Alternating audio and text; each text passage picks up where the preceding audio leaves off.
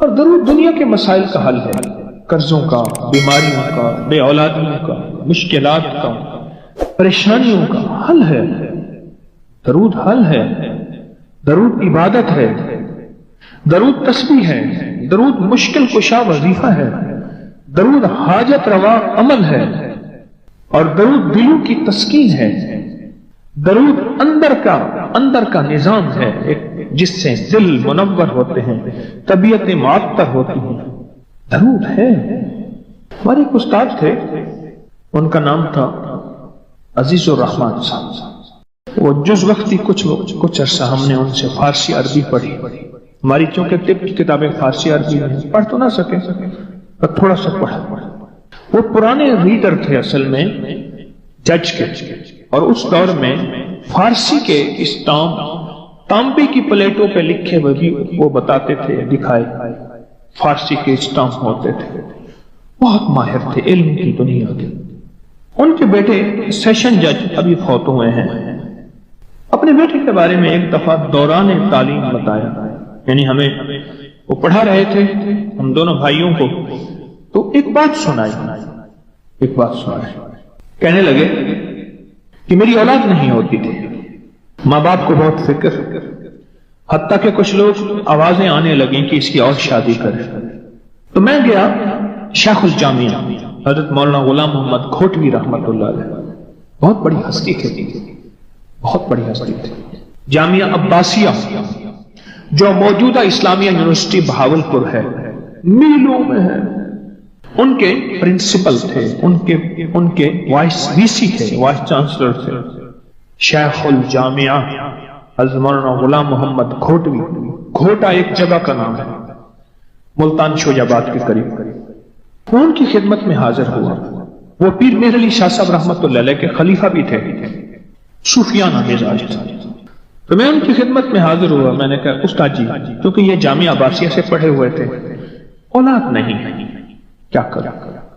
ایسے دیکھ کے فرمانے لگے مولوی عزیز کل آنا میرے پاس۔ میں کل گیا۔ میں نے کہا استاد جی وہ اولاد کا میں نے عرض کیا تھا، اولاد نہیں ہے۔ اچھا میں بھول گیا، اب کل آنا۔ میں پھر کل چلا گیا۔ یہ اصل میں جو واقعہ مجھے یاد آیا، اس رات والے واقعے سے وہ پچھلا واقعہ یاد آیا، کڑیاں ملی آپس میں۔ میں پھر گیا تو میں نے جا کے ایسے بیٹھا، مجھے دیکھا تو ایسے خاموش اپنا کام کرنے لگا۔ میں نے کہا لگتا ہے آج بھی پیشی ہے۔ میں چپ کر کے اٹھ گیا خود۔ 2-3 دن میں نہ گیا۔ مجھے ایک بندے کے ذریعے اطلاع ملی، استاد محترم نے بلوایا وی سی وائس چانسلر کہ اسے کہو میرے ملے۔ تو کہنے لگا کہ میں ان کے پاس گیا۔ جب ان کے پاس گیا کہنے لگا بات یہ ہے، مجھے سمجھ نہیں آ رہی تھی کہ تو خود بہت بڑا عالم ہے، تجھے کیا وظیفہ بتاؤں، کیونکہ مولوی وظیفے پڑھاتے ہیں پڑھتے نہیں ہیں، تو تجھے کیا بتاؤں؟ میں بہتوں کے پاس گیا، کہیں سے جواب نہیں ملا۔ بہتوں کے پاس گیا، کہیں سے جواب نہیں ملا۔ آخر کار میں سیدھا پھر حضرت شاہ عبد الرحیم صاحب کے پاس گیا۔ کون؟ شاہ ولی اللہ صاحب کے بھی والد سے، ان کے پاس گیا اور ان سے میں نے عرض کیا کہ میرا چہیتا شاگرد ہے، اولاد نہیں ہو رہی، تو آپ کچھ شفقت فرمائیں۔ تو شاہ عبد الرحیم صاحب نے فرمایا اس سے کہو صلو علیہ وآلہ کو پڑھے اور بہت زیادہ پڑھے بس۔ تو بھائی مجھے آج جواب ملا ہے، حضرت شاہ عبد الرحیم صاحب روحانی دنیا میں گئے تھے نا۔ شاہ عبد الرحیم صاحب کو تو فوت ہوئے 150 سے زیادہ عرصہ ہو گیا، روحانی دنیا میں گئے تھے، اور وہاں سے اجازت ملی اور کہا کہ پھر اللہ پاک نے بیٹا دیا، اور پھر اس کا میں نے نام ضیاء الرحمان رکھا، پھر اولاد ہوئی، پھر درود تو عبادت ہے، درود تو نشانیاں دیتی ہے، درود نسلیں دیتی ہے، درود صالحیت اور صلاحیت کا ذریعہ ہے، درود راحتوں اور برکتوں کا ذریعہ ہے۔ اپنی زندگی میں درود کو شامل کریں۔ رات کی بات ہے، میں بیٹھا ہوا تھا، ہمارے ایک دوست ہیں، تو وہ عبقری رسالہ ان کا ذوق ہے، وہ لے کے تقسیم کرتے ہیں۔ پہلے یہاں مچل میں تھے، اب گورمے میں فوڈ کے بہت بڑے انجینئر ہیں، مخلص ہیں۔ تو میں نے رات کی بات ہے، ان سے ایسے بات ہوئی تو مجھ سے کہا، میں نے کہا آپ کرسچن کو عیسائیوں کو بھی رسالہ دیتے ہیں؟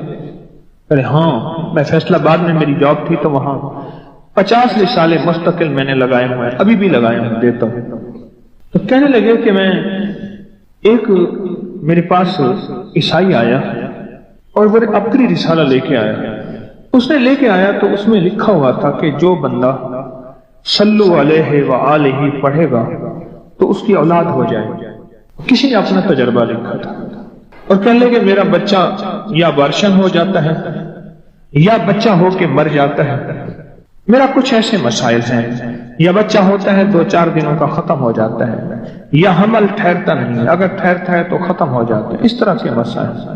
تو کہنے لگے میں تو کرسچن عیسائی ہوں، تو پھر یہ تو مسلمانوں کا وظیفہ ہے۔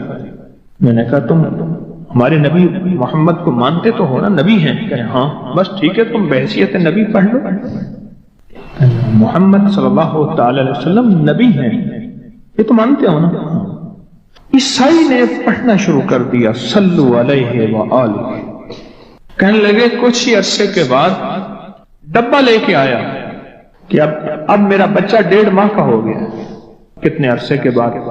ظاہر 9-10 مہینے 11 سال کے بعد ڈبہ لے کے آیا وہ عیسائی کرسچن کہ میرا بچہ ہو جائے۔ شیخ رحمت اللہ علیہ کو عشق مصطفیٰ اور محبت حب آل رسول اور حب رسول بہت زیادہ غالب تھا۔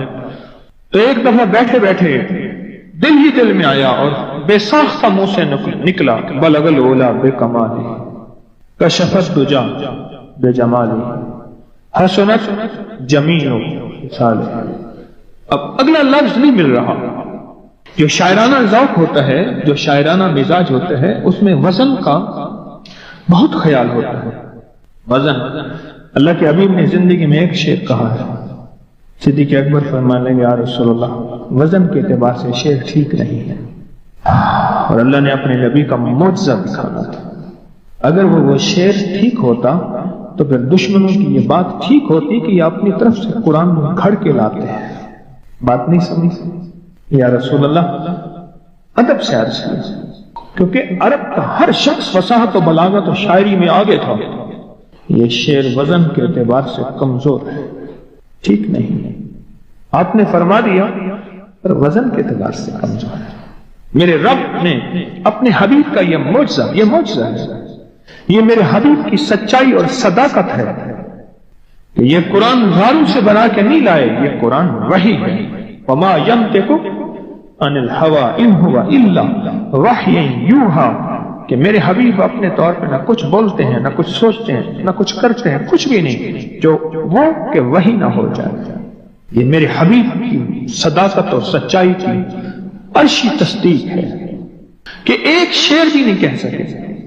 اگر وہ شعر لاجواب ہوتا تو پھر دشمنوں کے الزامات کو تقویت ملتی۔ اب سوچ رہی ہیں کہ اگلا اس ربائی کو، اس شعر کو پورا کرنا ہے، کیسے ہو؟ میرے حضور خواب میں تشریف لائے اور فرمان لگے کہ صلو علیہ وآلہ۔ وہ کہنے لگے میں نے پڑھنا شروع کیا اور اللہ نے مجھے اولاد عطا فرما دی۔ کیا نعمت ہے، کیا کمال ہے۔ میرے پاس ایک صاحب آئے، مجھ سے کہنے لگے کہ میں ایک عمل کا عامل ہوں، لوگوں کو الرجی ہو جاتی ہے، پھوڑے پھنسیاں ہو جاتے ہیں، میں دم کرتا ہوں وہ ٹھیک ہو جاتا ہے۔ کسی کو سانپ کاٹ جائے میں دم کرتا ہوں ٹھیک ہو جاتا ہے۔ بچھو، بھیڑ، کوئی زہریلی چیز کھاٹ جائے میں دم کرتا ہوں لوگ ٹھیک ہو جاتے ہیں، میں دم کرتا ہوں لوگ ٹھیک ہو جاتے ہیں۔ کہا کہ میرے پاس ایک خاص عمل ہے اور میں یہ کرتا ہوں لوگ ٹھیک ہو جاتے ہیں۔ اور کہا میرے پاس یہ عمل ایک چیز کا آزمودہ ہے، میرے پاس کوئی جادو کا ڈسا ہوا ایسا بندہ ہے جس کو چیلنج سے کہہ دیا ہو کہ تجھ پہ جادو ہے، اور دوسرے لفظوں میں یہ لفظ میں خود کہہ رہا ہوں کہ تیرے اوپر خنزیر کا جادو ہے، کتے کا جادو ہے، کھوپڑی کا جادو ہے، بندر کی کھوپڑی کا جادو ہے۔ میرے پاس ایک صاحب آئے، کہا میں نے بندر قیمتاً لیا، اس کو بے ہوش کیا، اس کی کھوپڑی کاٹی، سر کاٹا، پھر اس سر کو میں نے مٹی میں دبایا، مٹی میں دبانے کے بعد اس کی کھوپڑی میں بندے کے پاس لے کر گیا اور اس نے کہا کہ کھوپڑی لیا، ساتھ فلاں فلاں چیز لیا، میں اس پہ جادو کر کے تجھے دوں گا۔ میں نے کسی کے خلاف کروایا تھا۔ مجھے بندہ کہنے لگا کہ کوئی جادو کالے سے کالا، خطرناک سے خطرناک بندش ہو، میں اس عمل کو کر کے دیتا ہوں لوگ ٹھیک ہو جاتے ہیں۔ کہا بندھے ہوئے، زنجیروں میں الجھے ہوئے، बंदिशों के मारे हुए ठीक करता हूं। कहा कि मैं चाहता हूं वो विर्द मैं आपको दे दूं, आप लोगों से नहीं छुपाते। तो मैं कहता हूं मैं भी आपसे ना छुपाऊं। मैं कह तेरी मेहरबानी है, दे दे।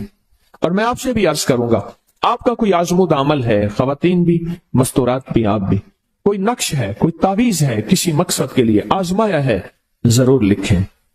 उसके फायदे वजाहत से लिखें, उसकी तरतीब वजाहत से लिखें। कोई टोटका आजमाया है, जरूर लिखें, इंसानियत को नफा होता है। तो मैंने कहा बता दे मुझसे कहने लगा कि मैंने दरूद इब्राहिमी का चिल्ला किया हुआ है, मैंने दरूद इब्राहिमी का चिल्ला किया हुआ है। मैं इन सब मकासद के लिए दरूद इब्राहिमी पढ़ता हूं, और मैं दरूद इब्राहिमी पढ़ता हूं और पढ़ के किसी को दम कर देता हूं, किसी पे थुतकार देता हूं, किसी पे क्या करता हूं, बस मेरे पास दरूद इब्राहिमी है और मैं दरूद इब्राहिमी से सारे काम लेता हूं। कहा कि यहां तक कि मैं सफर में जाता हूं और मेरी चाहत होती है कि मैं ये खाने को मुझे मिले, ये पीने को मिले, मुझे इस तरह की रिहाइश मिले, इस तरह। कहा दरूद इब्राहिमी पढ़ता हूं, मुझे यकीन है, और वैसे हो जाता है। सोचें, जिस दरूद इब्राहिमी को नमाज में मेरे कमली वाले ने उसका इंतखाब किया है, वो कोई चीज आखिर होगी ना। सोचें तो सही, आखिर वो कोई चीज है सही, ऐसे तो नहीं है, वो चीज है ऐसे तो नहीं है। कहा कि मेरे पास दरूद इब्राहिमी है, मेरे पास दरूद इब्राहिमी, और मैं लोगों का इससे इलाज करता हूं और लोग ठीक होते हैं, उनके मसले हल होते हैं, उनकी बंदिशें जादू टूट जाते हैं। तो मैं तो चाहता हूं कि आज हम ये दरूद इब्राहिमी का अमल करें, इंशाल्लाह ये तासीर भी मिल जाएगी, और साथ जो बरकत की चाहत है कि अल्लाह कभी मुझसे बरकत ना छीनना। ऐसा ना हो मैं या मेरी नस्लें टुकड़े टुकड़े, दाने दाने, कतरे कतरे के मोहताज बन जाए। अल्लाह मुझसे कभी बरकत न छीना। ऐसा ना हो कि मैं ठोकरें खाऊं दर दर की। ऐ सखी आका, मुझसे बरकत न छीनना कि मेरे अंदर बस सब कुछ खत्म हो जाए और मैं दुनिया के सामने जलील बन जाऊं और लोग मुझ पे हंसे। अल्लाह मुझसे बरकत न छीनना और मेरी नस्लों से बरकत न छीनना। बरकत सेहत में, बरकत नजर में, बरकत याददाश्त में, बरकत आज़ा में, बरकत जिगर में, बरकत गुर्दों में, बरकत दिल में, बरकत खून में, बरकत तिल्ली में, बरकत मेदे में, बरकत आज़ा में, बरकत सहन पट्टों में, जिस्म के हर हिस्से में बरकत, रूह में बरकत, दिल में बरकत, फिर माल में बरकत, जान में बरकत, औलाद में बरकत, सेहत में बरकत, इज्जत में बरकत, खुद बरकत में बरकत। ये बरकत मुझसे ना छिने और मुझसे ना छिने और मेरी नस्लों से ना छिने, और अल्लाह पाक हलाल तैयब ताहिर ये बरकत मुझे और मेरी नस्लों को देता रहे। आप ये चाहते हैं? चाहते हैं? कितने लोग बेशुमार ऐसे हैं, उनके बाप दादा बड़े मालदार थे, नाम था उनका, आज वो कसमा कुर्सी में है। मुझे कहने लगे 14,000 की गाड़ी आती थी, 0 मीटर गाड़ी 14,000 की आती थी, फिर महंगी हो गई, फिर 16,000 की हुई। मेरे वालिद उनके कारोबार के कार मुख्तियार थे, यानी मैनेजिंग डायरेक्टर थे, बड़े थे। मेरे वालिद को उन्होंने 16,000 की गाड़ी लेके दी, और फिर उनकी जब रमजान में या जब उनको देने का होता था 100 का नोट होता था, और 250 रुपए में 5 मरले का प्लाट मिलता था। 250 गज का प्लाट, 250 रुपए में 250 गज का प्लाट, इसको बाज़ जगह गज होते हैं, मीटर होते हैं। 5 मरले का प्लाट 250 रुपए में मिलता था, और हर बंदे को 100 रुपए देते थे, हर बंदे को 100 रुपए देते थे। लेन होती थी लंबी, लेन होती थी लंबी। आज उनके खानदान लाहौर में एक ऐसी जगह रह रहा है जहां अगर बारिश हो तो पानी हफ्तों नहीं निकलता, और गंदगी ही गंदगी है, और वहां कसमा पुर्सी की जिंदगी बसर कर रहा है। मैं उस खानदान को जानता। मेरे यहां एक ड्राइवर होता था, मुझसे कहने लगा जी कि फलां जो लाहौर की बहुत बड़ी सोसाइटी है, उसका मालिक आया है बचा हुआ खाना लेने के लिए। हम रमजान में खाना जो बच जाता है फिर वो दे देते हैं ताकि इफ्तारी सहरी के लिए फ्रेश ताजा खाना बने। लेकिन वो लेने आया है, वो कैसे? कहने लगा उस दौर में उन्होंने वो सोसाइटी बनाई थी, और उस दौर में, जिस दौर में बंदे के पास लाख रुपए होता था ना, लाख रुपए, तो समझ लें कि वो बंदा अरबपति था। लाख रुपए होते थे, लाख रुपए होते थे। आज भी हमारे उर्दू मुहावरों में लाखों का लफ्ज आता है, लाखों का लफ्ज। मुस्तफा जान रहमत पे लाखों सलाम, लाख रुपए होता था। आला हजरत रहमतुल्लाह अलैह के ये अशार हैं, लाख रुपए होता था। उस दौर में करोड़ोंपति थे, बरकत रूट गई, और मेरे पास वो बंदा लाया میں نے اسے دیکھا اور میری آنکھیں جھک گئیں، اور بچا ہوا کھانا مسلسل دیا اور کچھ ہدیہ بھی دیا۔ برکت لے لو آج نسبت محمد آل محمد کے صدقے، آج درود ابراہیمی کے صدقے، برکت لے لو، برکت لے لو۔ غور ہی نہیں کیا کہ درود ابراہیمی میں اتنی طاقتور برکت پڑی ہے، غور ہی نہیں کیا۔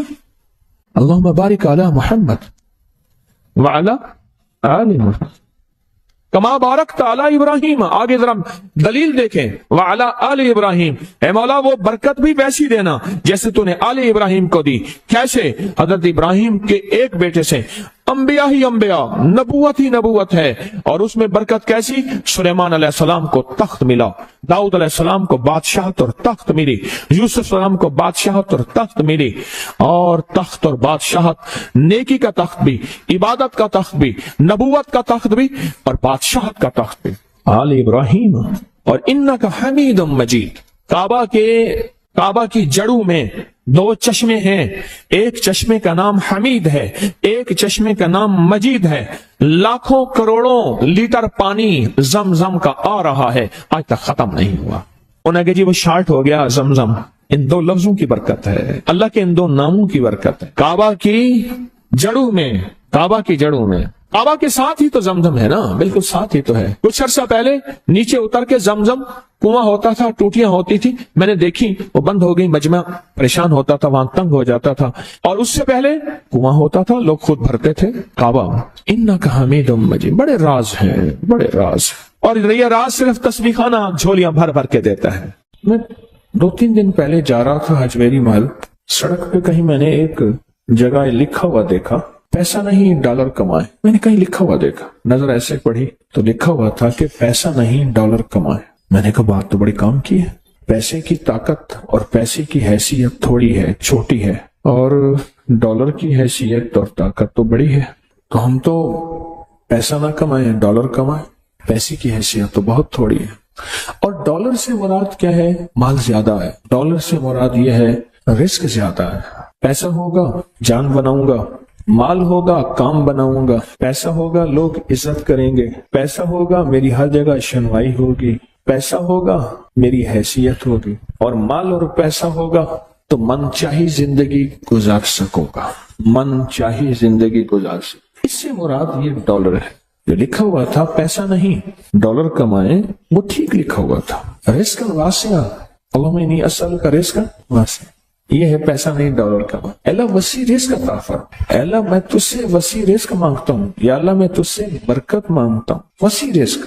اور وسیع رزق نا اللہ کو دینے سے ملتا ہے، لینے سے نہیں ملتا، لوگوں سے لینے سے نہیں ملتا۔ وسیع رزق ہمیشہ اللہ کو دینے سے ملتا، یاد رکھیے، تو بڑی کام کی بات ہے۔ اگر آپ ڈالر کمانا چاہتے ہیں اور پیسہ کمانا نہیں چاہتے تو اللہ کو دینے کا کوئی نظام بنائیں، اور سوال کا نظام ختم کریں، لینے کا نظام ختم کریں، زکوٰۃ کے نام پہ دینا، ذمہ دار عشر کے نام پہ دینا، اپنے مال کی زکوٰۃ، اپنی چیزوں کی زکوٰۃ دینا اور عشر کو دینا، ہدیہ اور صدقہ دینا، یہ دینے کا نظام۔ جب دینے کا نظام بنائیں گے پھر آپ پیسہ نہیں ڈالر کمائیں گے۔ ہمیشہ اصول ہے دینے والے کو ملا ہے، لینے والے کو کبھی نہیں ملا۔ جس کی نظر لوگوں کی جیبوں پہ ہوتی ہے وہ خالی زندگی گزارتا ہے، اور جس کی نظر اللہ کے خزانوں پہ ہوتی ہے وہ بھری زندگی گزارتا ہے۔ سخی کبھی مال کی بنیاد پہ سخاوت نہیں کرتا، یہ میرے فکر کو ہمیشہ یاد رکھیے گا جو اب بول رہا ہوں۔ سخی کبھی مال کی بنیاد پہ سخاوت نہیں کرتا، سخی ہمیشہ وعدوں کی بنیاد پہ سخاوت کرتا ہے، وعدوں کی بنیاد۔ اللہ اس کے حبیب نے جو وعدے کیے، اللہ اور اس کے حبیب صلی اللہ تعالی علیہ وسلم نے جو وعدے کیے ہیں، سخی ہمیشہ وعدوں کی بنیاد پہ، وعدوں کی بنیاد پہ سخی ہمیشہ سخاوت کرتا ہے۔ اس لیے کہا بزرگی بعقلت نہ بسالست، بزرگی کا تعلق عقل سے ہے۔ یہ نہیں ہے کہ بوڑھا ہوگا اور بوڑھا ہونے کے بعد وہ عقل مند ہوگا، نہیں، وہ اللہ جس کو جوانی میں دے دے۔ بزرگی بعقلت نہ بسالست، تونگری با دل است نہ با مال است، تونگری کا تعلق دل سے ہے، مال سے نہیں ہے۔ لاہور میں ایک کھرب پتی پارٹی ہے، میرے ساتھ حاج پہ ایک صاحب تھے، کہنے لگے پہلے وہ ہماری فلیمنگ روڈ، لاہور کا پرانا اندرون شہر کا ایک فلیمنگ روڈ ہے، کہنے لگے یہاں ہماری دکان پہ ان کی دکان ہوتی تھی اور ان کو کہتے تھے حج کر لے پلوان جی، حج کر لو۔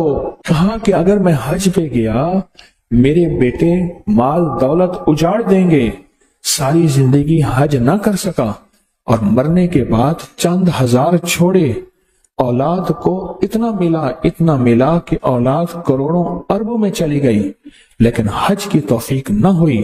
تونگری با دل اسنب مالس، اس کا تعلق دل سے ہے، مالدار ہو نہیں، اس کا تعلق مال سے نہیں ہے۔ اللہ کے خزانوں سے ملے گا، اللہ کے خزانوں سے منہ دے کر یاد رکھیے، کبھی بھی اللہ کے خزانوں سے لینا چاہتے ہیں اور کہیں کہ لوگوں کی جیبوں پہ نظر، کبھی نہیں ملے گا، کہیں نہیں ملے گا۔ اللہ کے خزانوں سے لینے کے لیے آج میں 2 راستے بتاؤں، میں بھی کوشش کروں کہ ان راستوں پہ آ جاؤں، آپ بھی کوشش کریں، میں بھی محتاج ہوں۔ 2 راستے بتاتا ہوں، ایک اعمال کا راستہ ہے، اعمال نبوی، برکت والے اعمال، ایک راستہ اعمال کا ہے اور ایک راستہ مال کا ہے کہ اللہ کے خزانے میں اپنا مال جمع کر۔ 2 راستے ہیں اللہ سے لینے کے، اس کے علاوہ تیسرا راستہ ہے ہی نہیں۔ اللہ سے لینے کے 2 راستے، تیسرا راستہ ہے ہی نہیں۔ ایک راستہ اعمال کا راستہ، کون سے مسنون اعمال ہیں جن کے کرنے پہ اللہ اور اس کے حبیب نے وعدے کیے، یہ پڑھو گے یہ ہوگا، یہ ذکر کرو گے یہ ملے گا۔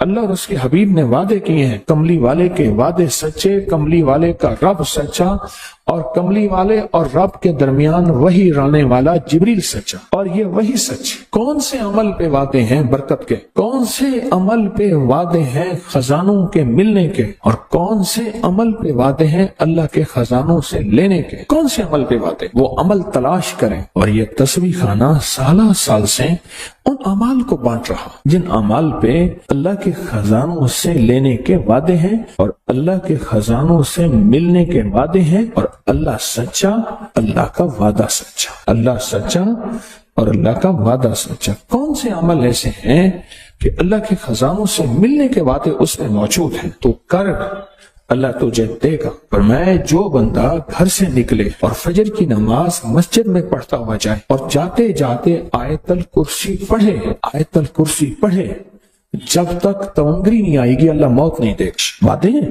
گھر سے چل، فجر کی نماز پڑھتا ہوا چل اور آیت الکرسی پڑھ اور پڑھتا جا، کوئی تعداد مقرر نہیں ہے۔ جب تک اللہ تجھے تونگری کے خزانے نہیں دے گا، اللہ تجھے تونگری کی علامات نہیں دے گا، اللہ پاک اس وقت تک تجھے موت نہیں دے گا۔ ہم کوڑے میں سے، گند میں سے، ڈھیر میں سے رزق تلاش کرتے ہیں، لوہا، لکڑی، گتا چیزیں۔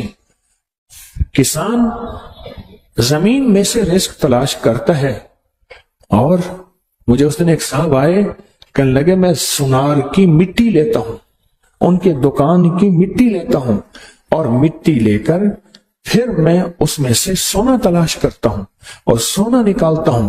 مٹی میں سے رزق تلاش کرتے ہیں۔ کیا وہی میں رزق نہیں ہے؟ اللہ کے امر میں رزق نہیں ہے؟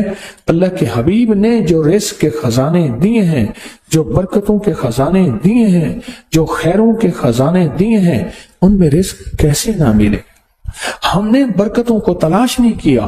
پھر اگر کسی کو برکت کا ذرہ مل گیا تو پھر ہم دوربینیں لگاتے ہیں، کہاں سے آیا مال، کہاں سے رہا؟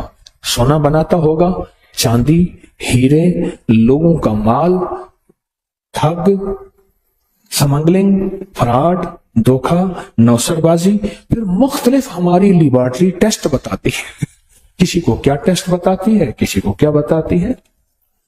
اللہ کے خزانوں سے برکت والے اعمال کر کے لینا نہیں آیا۔